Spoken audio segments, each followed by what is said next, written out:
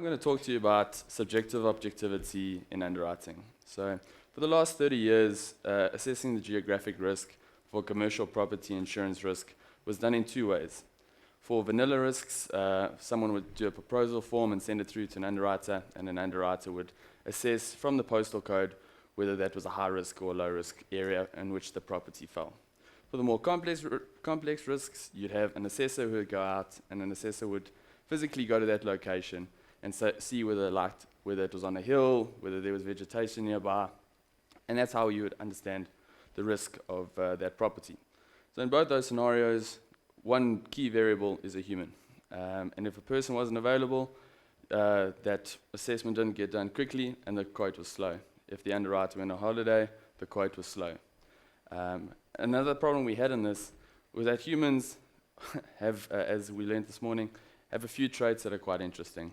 And assessing geographic risk by a human, we've fell prey to a lot of biases. And the first bias is what you see is all there is.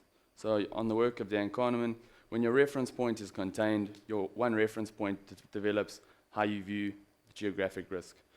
And so if you've had one book your entire life, and in that book there have always been claims in Alberton, you would think Alberton's a high-risk place. But you could have two risks in Alberton for 20 years, and they're just two bad eggs in Alberton.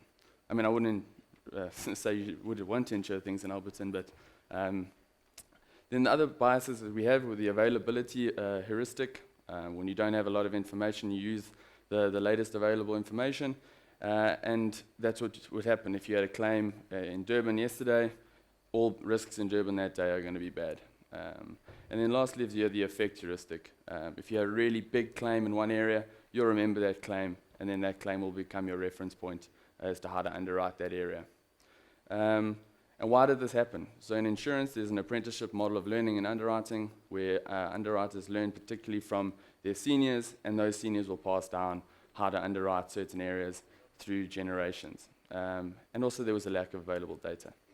So the solution we came up with, and what we're trying to do to assist and trying to make the underwriting process a lot quicker and a lot less prone to heuristics and biases, is by partnering with Esri as Lombard Insurance Company to come up with a way to automatically create an underwriting report from a desk wherever you are in the country.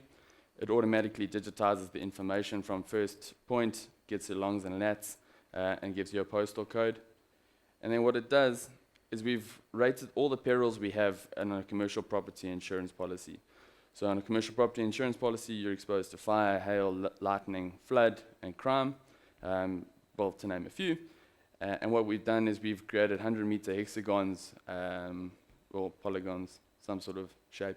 And within that shape, if your risk falls within that shape, we've risk rated those polygons to represent 1 to 5, either being high risk or low risk.